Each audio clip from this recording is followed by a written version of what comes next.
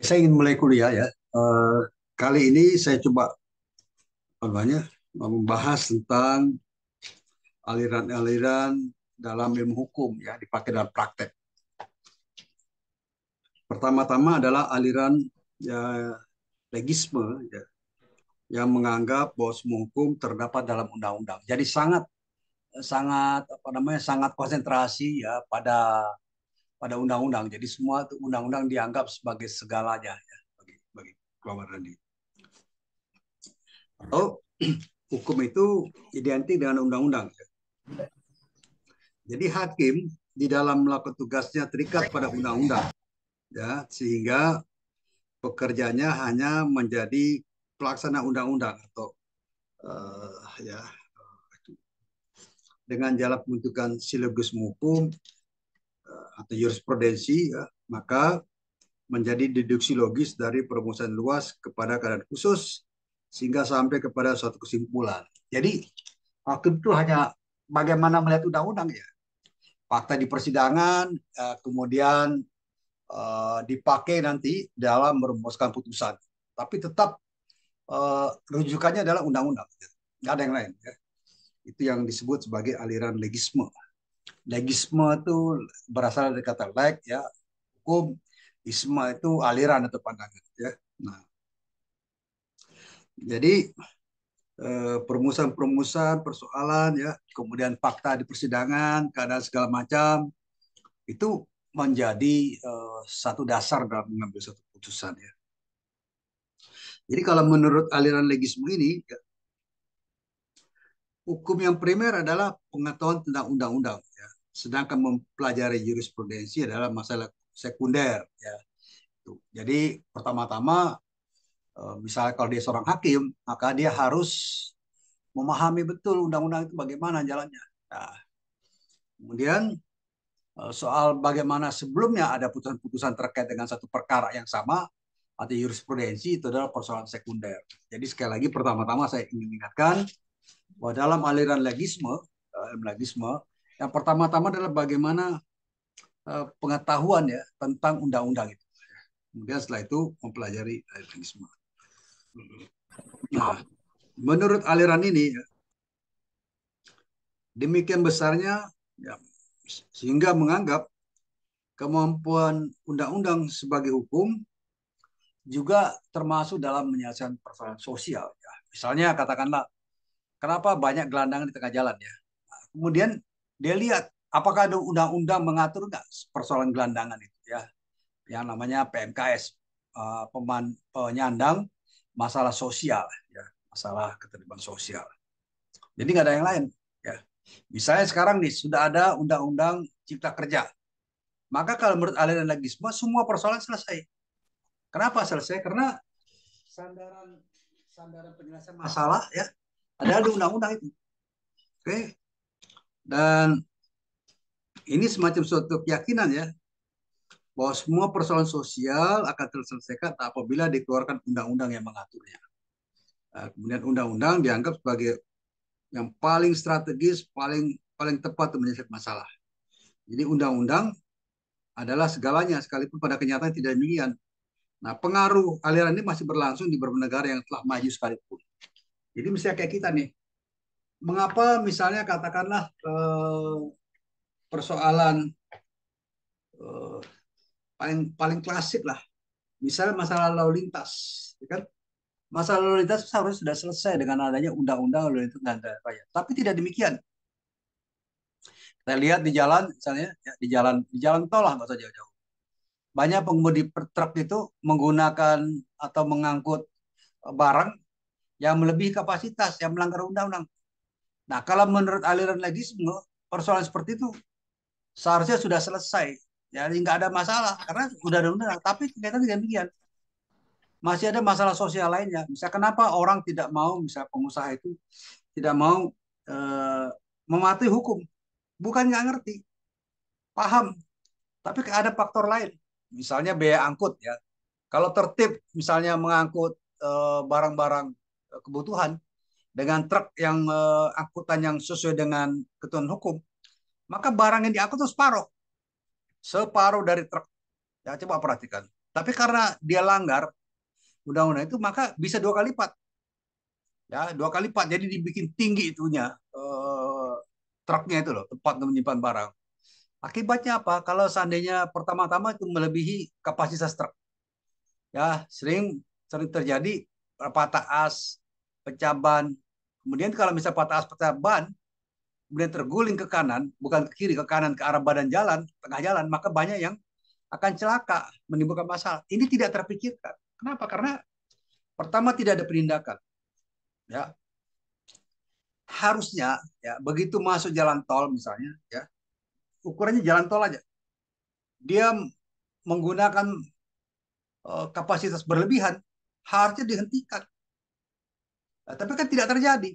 Kenapa tidak terjadi? Karena petugasnya tidak melaksanakan tugas secara baik dan fasilitasnya nggak ada.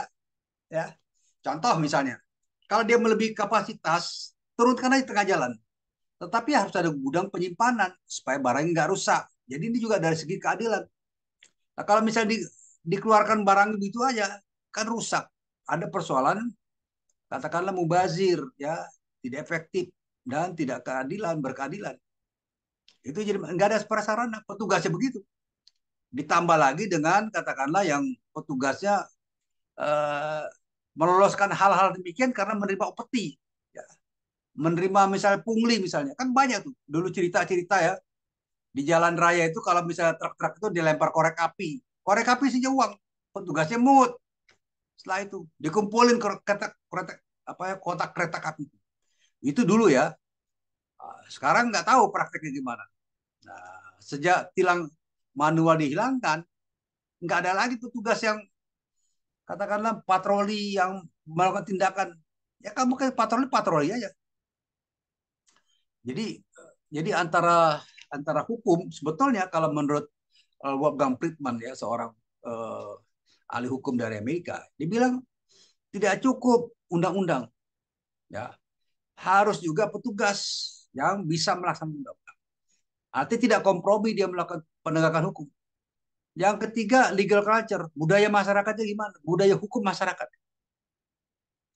Nah, kalau budaya hukum masyarakatnya suka nyogok, main terabas, ya main jalan pintas, ya nggak peduli dengan si hukum kecuali dikenakan sanksi misalnya, ya tidak akan pernah selesai masalah ini. Jadi aliran legisme ini sangat berpandangan, ya sangat sentris betul, ya sangat berpandangan pada pada pendapat bahwa hukum itu undang-undang menyelesaikan segalanya.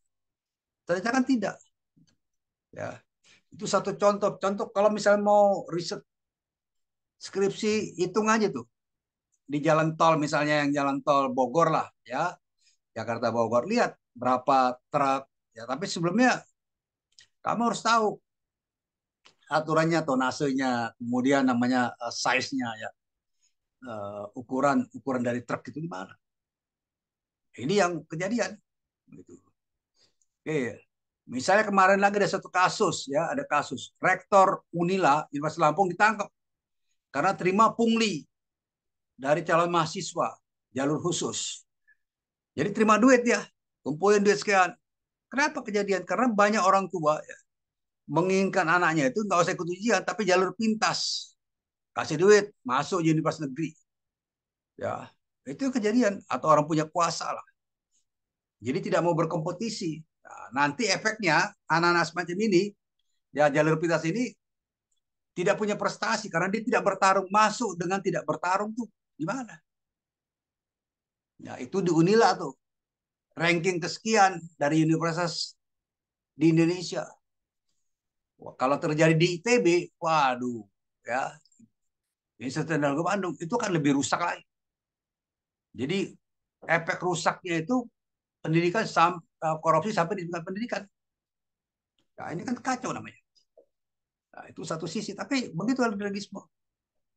Misalnya satu lagi dulu dibikin undang-undang tidak pidana korupsi, ya dengan harapan bahwa karena sebelumnya nggak jalan itu, tidak maksimal pemberantasan korupsi oleh kepolisian maupun kejaksaan, makanya dibikinlah komisi pemberantasan korupsi, ya tapi apakah apa namanya hasilnya gimana? Apakah maksimal pekerjaan pemberantasan korupsi? Ternyata tidak.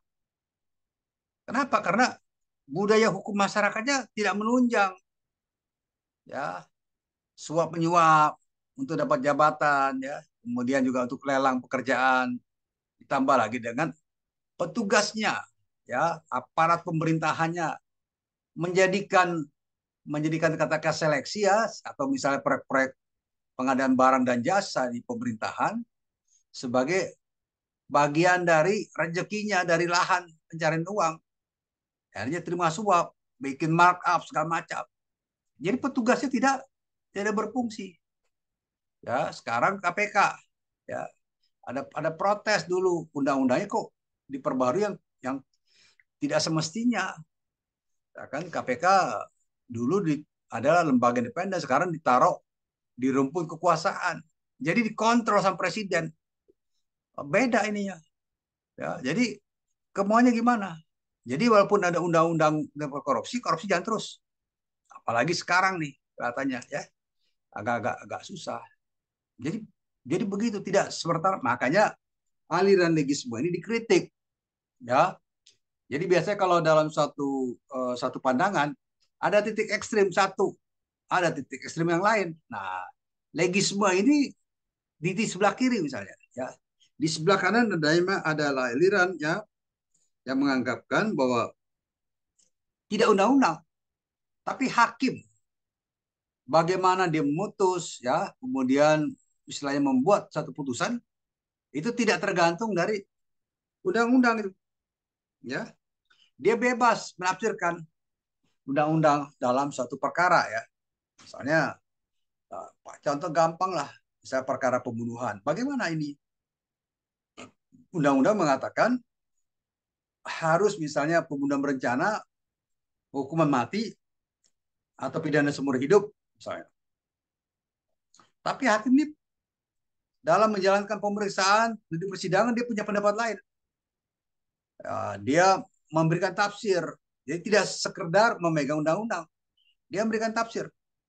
Ya, memberikan tafsir, melihat fakta persidangan sehingga dia mengambil satu kesimpulan, itu dibuat putusan. Nah, ini yang latar belakangnya nih. Nah, jadi kalau menurut aliran ini, aliran kedua ini, ya, bahwa pekerjaan hakim itu sudah untuk menciptakan hukum. Ya, pekerjaan hakim untuk menciptakan hukum. Dia menciptakan, ya. Misalnya, ya, ada satu perkara, ya, yang paling gampang itu pencurian listrik, ya, satu contoh. Kan mencuri itu kan kelihatan ambil barang. Misalnya katakanlah ambil barang di toko, ya, nyuri nyuri apa namanya sepatu atau nyuri HP lah yang paling gampang kan, itu konvensional itu, klasik, ya, pencurian itu. Jadi barang diambil termasuk kantong. Nah, kalau pencurian listrik enggak, dia cantelin, dia nikmati hasilnya secara ilegal. Jadi dia menikmati hasil itu secara ilegal dengan mencuri, namanya mencuri setrum. Dia cantolin di tiang listrik, ya, atau misalnya di tempat lain lah. Jadi hakim itu pandangan, oh ini pencurian. Jadi hakim itu tidak sekedar melihat undang-undang, tapi dia menafsirkan undang-undang, menafsirkan fakta, ya, membuat rumusan sehingga dia membentuk hukum sendiri. Ya, bayangkan misalnya kalau tidak ada hakim yang berbuat demikian, maka semua pencurian listriknya aman, ya. Nyantol dulu, zaman-zaman dulu, ya, nyantol. Sekarang mungkin lain lagi nih. Nah, jadi menurut aliran kedua ini yang penting ada jurisprudensi, bagaimana hakim bekerja, melihat faktanya. Itu baru baru ini baru apa namanya sebagai judge made law. Jadi hakim membentuk undang-undang. Jadi yang paling utama sekarang kenapa bisa kayak gitu? Hakim berbuat demikian yang bentuk hukum karena berdasarkan dengan keyakinan dia. Ya, misalnya sekarang nih misalnya, ya, dalam perkara misalnya pembunuhan Brigadir Joshua, ya, dengan terdakwa utama, ya, saya Ferdi Sambo dan istrinya PC, Kuat Ma'ruf, ya, kemudian ada Brigadir Joshua, Brigadir RR. Kalau saja kita fokus kepada kepada ini kepada kepada Ferdi Sambo, ya, Ferdi Sambo, satu satu satu contoh kasus. Jadi kasusnya berlipat-lipat, pertama merencanakan pembunuhan, kemudian menyuruh orang membunuh, kemudian dia terlibat dalam pembunuhan sendiri dan menghalangi pemeriksaan, membuat model-model yang rekayasa laporan.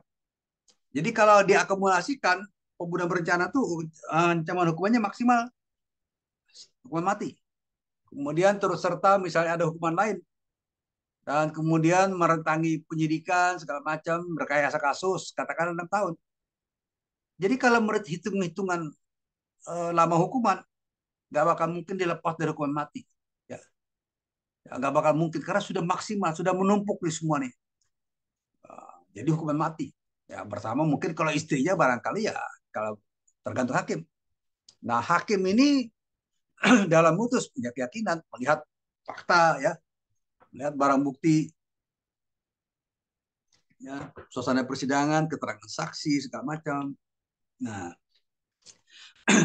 model aliran seperti ini ya dalam dalam perkembangan hukum, dalam ilmu hukum, dia lebih lebih dinamis nah, karena melihat perkembangan. Ya. Oke. Nah ini ya satu kutub dengan kutub lain. Nah ada juga yang di tengah-tengah di antara tadi legisme, aliran legisme dan aliran jurisprudensi. Ya, oke. Kalau menurut aliran ini ya, bahwa hakim memang terikat pada undang-undang, ya. Tapi tidak seketat seperti apa yang dikatakan oleh aliran legisme. Kalau menurut aliran legisme kan hakimnya sekedar corong undang-undang, nggak ada lain. Nah, kemudian eh, dia memiliki kebebasan ya.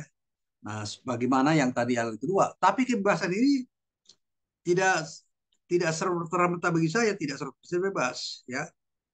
Dia namanya punya kebebasan yang terikat. Ya, terikat ya. Misalnya ya tugas hakim ya menjelaskan undang-undang dengan tuntutan ya. Kemudian dia punya kewenangan dan kemudian hakim dalam bekerja itu dasarnya keyakinan juga. Atas keyakinan kemudian dia melakukan tafsiran terhadap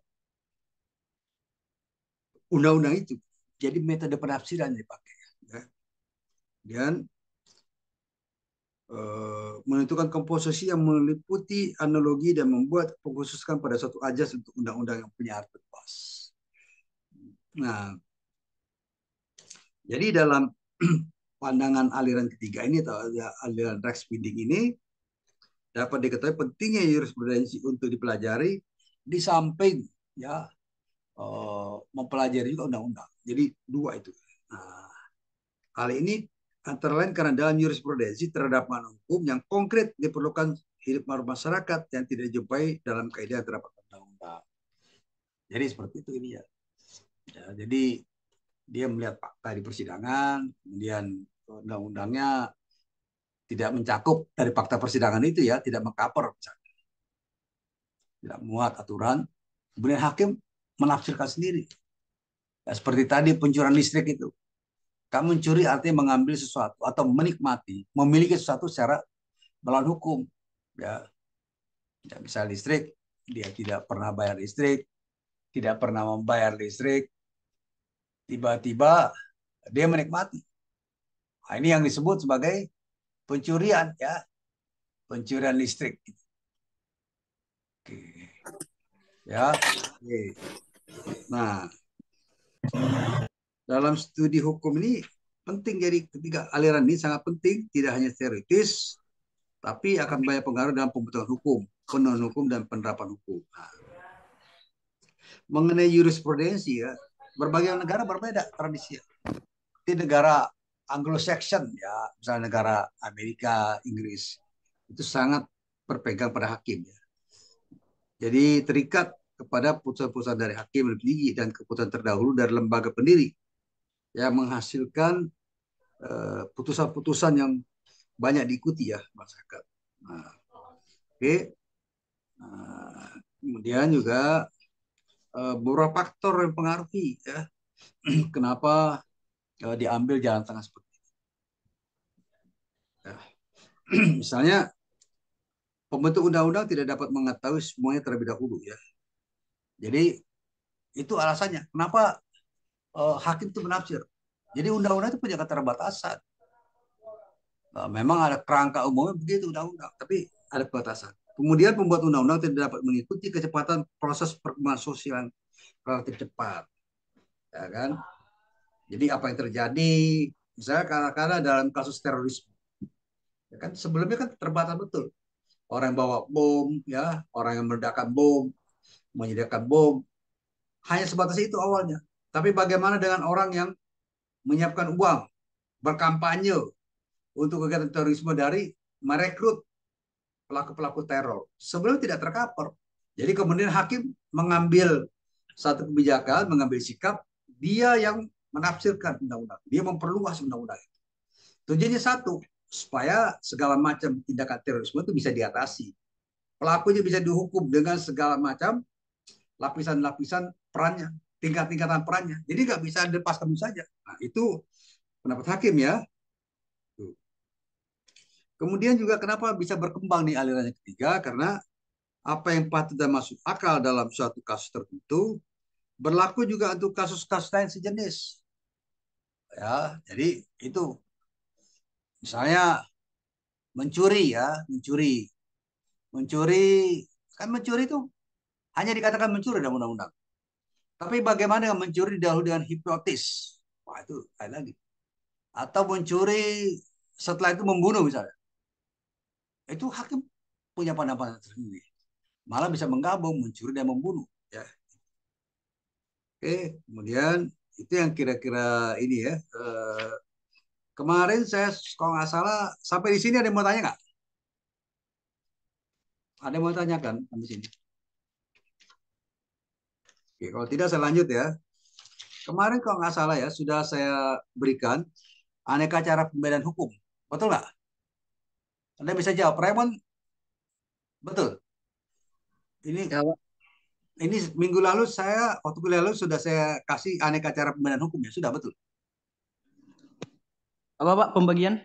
Pembedaan hukum. Apakah Oh itu sudah diberikan materi belum, kuliah pembedaan hukum? Ah? belum Pak. Oh, belum. Oh, Belum. pasti tertinggal ya. Oke, sekarang saya lanjut dengan aneka cara pembedaan hukum ya. Supaya cepat ya. Nah, banyak perbedaan-perbedaan hukum ya. Antara lain yang pertama-tama adalah tentang pembedaan ius constitutum dan ius constituendum. Oke. Nanti setelah kuliah ini saya akan share ya materi kuliah dari kelas lain ya melalui YouTube. Tapi ditonton ya, dilihat, disimak gitu. Jangan jangan yang ini, jangan nggak ditonton, disimak ya. Oke. Oke. Ius constitutum dan ius constituendum. Jadi ini dua aliran ya yang besar ya. Jadi dia bicara tentang hukum yang sekarang ada dan hukum yang akan ada, hukum yang sedang dikerjakan ya seperti itu ya. Kalau kita lihat contoh yang paling misalnya sederhana ya, KUHP, Kitab Undang-Undang Hukum Pidana Zaman Kolonial, waktu itu adalah ius constitutum, hukum yang diberlakukan saat itu. Kalau KUHP yang nasional ini yang baru akan disahkan pada saat itu adalah ius constituendum, artinya hukum yang akan datang, tapi sudah dipersiapkan. Nah, apalagi sekarang ya berlakunya KUHP nasional nanti ya 3 tahun kemudian, walaupun sudah disahkan. Jadi perlu perangkat penyesuaian segala macam supaya orang ngerti ya, gak gampang. Jadi hukum konstitusi adalah hukum positif suatu negara, yaitu hukum berlaku dalam satu negara pada suatu saat tertentu ya. Saya sudah contoh. Nah, kemudian ius constituendum adalah hukum yang dicita-citakan ya, tapi belum merupakan kaidah dalam bentuk undang-undang atau berbagai ketentuan. Seperti tadi ya, KUHP nasional sekarang yang baru saja berlaku itu ius constituendum dulu ya. Oke, nah perbedaan keduanya disasarkan pada perkembangan sejarah. Jadi berlakunya kapan ya. Nah, jadi kalau menurut pendapatnya Lamdi mengatakan hukum melibatkan pergaulan hidup manusia satu tempat tertentu dalam jangka waktu tertentu. Ia merupakan hasil perkembangan sejarah yang terbentuk dan akan hilang. Jadi dikatakan bahwa ius constitutum sekarang adalah ius constituendum pada masa lampau. Jadi ketika sudah disahkan KUHP nasional, maka KUHP warisan kolonial Belanda itu adalah masa lalu, ya masa lalu. Walaupun pemberlakuannya 3 tahun ke depan. Jadi ketika 3 tahun ke depan murni ini dilaksanakan KUHP nasional sekarang, maka KUHP zaman Belanda adalah peninggalan masa lalu, sejarah masa lalu. Ya, seperti itu ya. Jadi ius constandum ini ya, ini penting juga dipelajari ya. Nah, jadi karena apa? Karena masyarakat selalu berkembang ya dari masa ke masa dan perlu penjelasan hukum. Oke. Oke, pembedaan yang lain adalah hukum alam dan hukum positif. Nah, hukum alam adalah ekspresi dari kegiatan manusia mencari keadilan sejati yang mutlak, ya mencari dan upaya hukum, jadi hukum ideal ini berkembang sehingga dengan perkembangan zaman. Nah, ajaran hukum alam ini telah dipergunakan oleh berbagai masyarakat, mengungkapkan bahwa hukum alam itu adalah apa yang memang telah terjadi di masyarakat, apa yang seadanya dalam masyarakat. Ya. Itu hukum alam itu. Contoh misalnya ya, contoh. Kalau Anda menyakiti orang lain atau melakukan satu tindakan fisik terhadap orang lain, pasti ada pembalasan. Apakah individu per individu atau Anda dihukum oleh masyarakat. Itu hukum alam. Sudah pasti. Nggak ada kena kompromi. Kemudian hukum alam lainnya misalnya hak hidup. Hak untuk hidup. Itu adalah hak untuk semua orang. Nggak peduli misalnya dia ada di mana, di Amerika kah, di Rusia atau di Ukraina, hak hidup. Jadi begitu, itu hukum alam. Mau diatur nggak diatur, hak itu ada. Ya. Kemudian hukum positif, ya perbedaan kedua. Hukum positif adalah merupakan suatu kaidah yang berlaku, ya. Itu merumuskan satu hubungan yang pantas antara hukum dengan akibat hukum yang merupakan abstraksi dari keputusannya. Jadi keputusannya konkret sebagai fakta sosial yang mengatur hubungan-hubungan senantiasa terjadi dalam pergaulan hidup masyarakat. Ya. Nah, satu gambaran tentang hukum positif selalu merupakan eh, tentang tata tertib hukum, ya, dalam undang-undang. Ya. Jadi menurut Logman, hukum positif adalah kejahatan hukum yang dikenal, jadi yang berlaku. Oke, oke ini. Nah, ini yang penting ya, bahwa pembedaan antara hukum alam dan hukum positif terutama terletak pada ruang lingkup dari hukum. Kalau pada ajaran hukum alam terhadap prinsip-prinsip yang diberlakukan universal, ya, artinya diberlakukan dimanapun dan pada apapun, ya. Sedangkan hukum positif adalah hukum yang diberlakukan pada tempat dan waktu tertentu, ya. Nah, itu ya, misalnya hukum positif di satu negara, ya.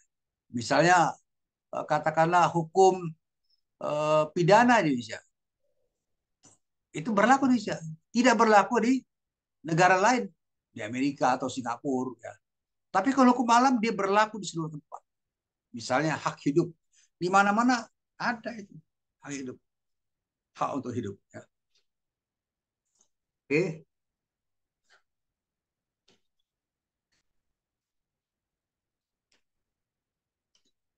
oke, itu yang penting ya. Jadi lagi ngajar, kenapa? Ya nanti. Ya, saya ngajar dulu. Ya.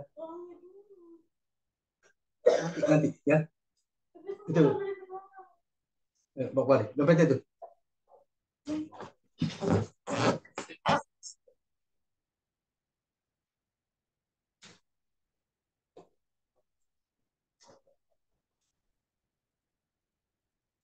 Balik ya. Balik.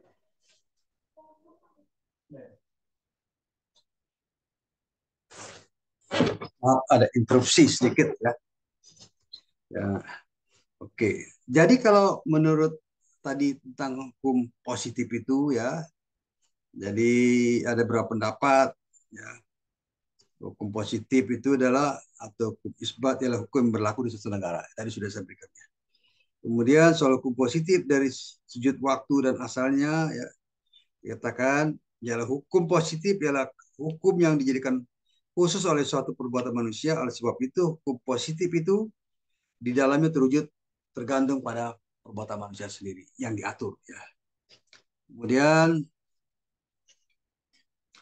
ya oke, pengertian-pengertian sama ya tentang kalau baik hukum positif maupun alam itu menuntut ketaatan. Nggak bisa melawan kita ya terhadap hukum itu. Kalau melawan ada sanksi. Oke, itu yang perbedaan-perbedaan seperti itu ya.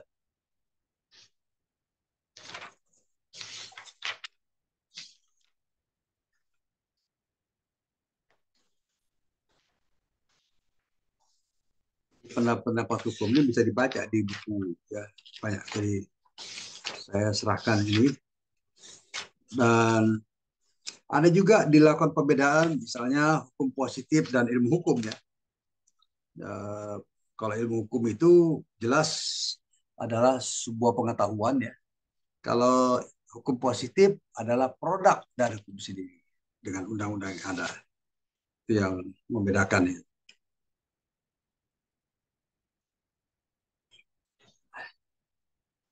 Oke, kalau ilmu hukum itu mempelajari watak hukum bagi satu gejala ya.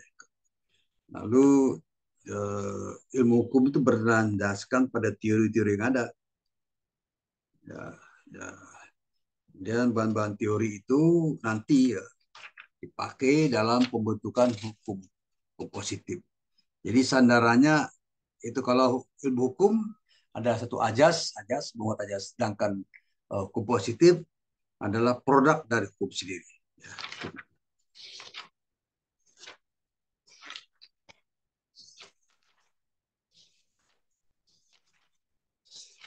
Oke, pembedaan yang lain adalah hukum imperatif dan hukum fakultatif. Kalau dari asal katanya saja imperatif artinya yang memaksa. Fakultatif itu pemilihan. Ya.